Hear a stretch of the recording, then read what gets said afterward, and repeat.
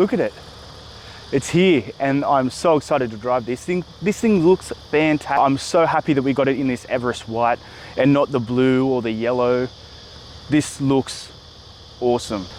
I mean, have a look at these rims as well. Like, it's all just tied together so beautifully. Because these front ones look good, but then when you go to the back ones, these are even deeper.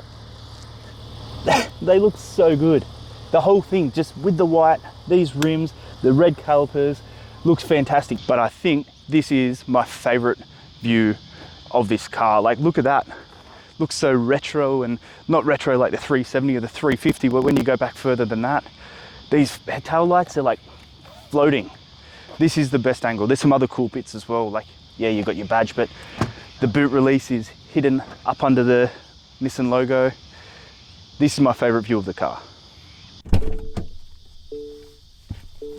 This driving position, right down low.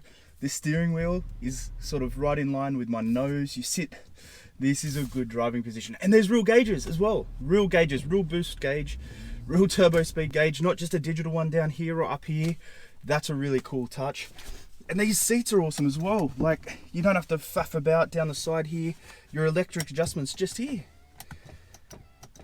How good's that? And I know some people are going to be like, there's some spare parts from the older 370Z and some other cars, but in the context of this, I don't really care. Like, it works. It still looks good. If I didn't know that, I wouldn't have been able to tell. Like, I can't tell it's old, with the exception of these crappy heated seats buttons. They need to go. They've been on basically every Nissan since the beginning of time. Well, the beginning of heated seats, I suppose.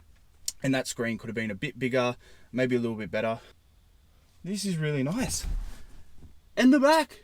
They've done exactly what I was saying with the BMW and the Toyota 86.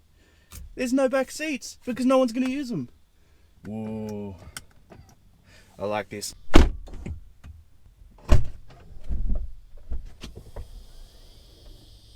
So, you've got more storage space. Well, actually, there isn't really more storage space, although I still like that there's no back seat. You're not going to fit too much in here, especially with that sloping roof line. This is quite shallow. I mean, you'll fit some things in here. You'll fit like an overnight bag and maybe like a suitcase or two, a small one, but yes, not that much storage, but there's no back seats, so that's good. All right, I'm ready to give this thing a drive. Let's fire this thing up.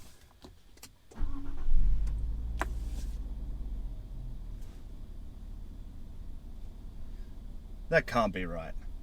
Surely not. Surely it's got to sound better than that.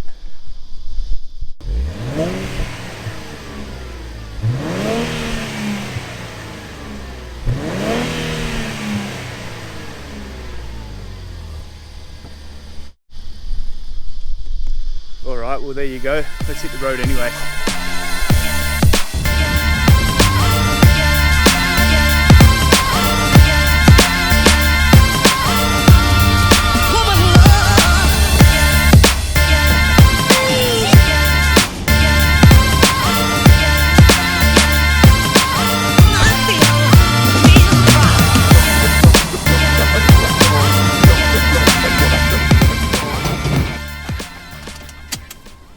So we've got some fuel on board now and we're gonna keep going, but what's it drinking? So it's been drinking 9.3 liters per 100 kilometers. So actually, you know what, I can't even say it's thirsty. Like, I have given this thing a decent driving.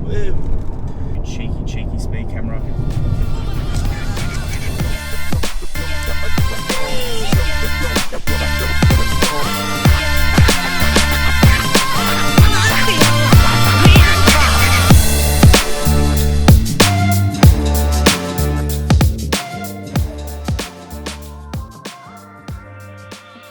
Overall, I've been pretty impressed with the ride in this. You can daily this super easy. It's almost like polar opposite to the GR86. We drove a few videos back. We'll put a thing up here somewhere.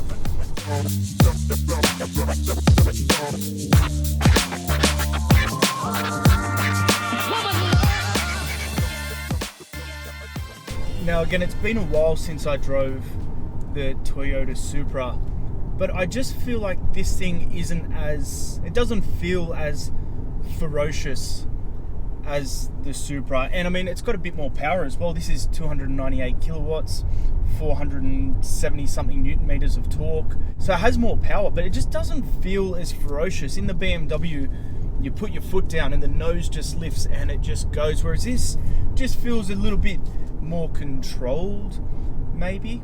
And I have the automatic. I'm driving the automatic, which gets 9 gears as opposed to the 6-speed manual. But I mean, there's no going past the manual, is there? It's just a whole different ball game in terms of fun and engaging with the car.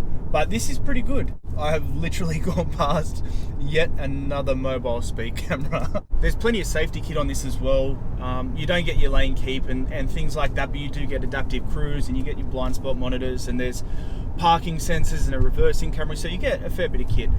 But one thing, that adaptive cruise is great when you're driving along on sort of level surfaces, but I have noticed it's not that great at slowing you down when you're going down gradients and down hills.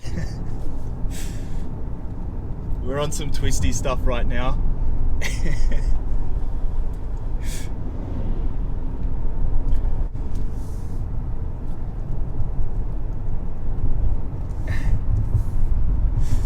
Oh, this is good fun.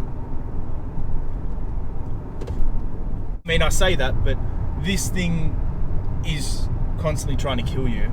It has a very, very playful rear end, and despite the fat tires on it, it is very, very playful. Another cheeky little speed camera. They're out in force today, aren't they? Oh, I think this is about the 3rd one. This isn't the car you want when there's lots of speed cameras out, because it does just encourage you to drive it a bit closer to the speed limit. Maybe that's the correct way to say it. I wanted to ask your opinion as well. I've got a few multi-week trips coming up, and I will have a car for them, but I won't be swapping a car each week, so it's going to be difficult for me to put out a video a week like I have been doing. But that's what I wanted to ask you. Should I do like a car review and maybe like a bit of the car and travel and show you where we're going? We're going into the outback with a car. I'm not going to say, maybe I'm an idiot for taking this car, who knows, we'll see. But yeah, going into the outback, and then we're also going over to Europe for a bit. So yeah, what would you prefer to see? Would you prefer me to keep this as just cars, or should I do a car review and some car and travel videos? I don't know, let me know in the comments, please. All right, so I'm just going to come out and say it. This is the best car that I have driven this year. Now, make of that what you will, it's only March, but there you go, I've said it. I mean, at just over $81,000, it's over $10,000 cheaper than the Supra as well. So it gives you a little bit to think about, but why wouldn't I buy one? And there's one main reason, one important reason: wait times. They're all sold out and you've got to wait, and it's quite a long wait. Probably from here out to the Pasha Volca out there. So there you have it. I do love it though. So let us know in the comments, would you have this or would you have a Supra?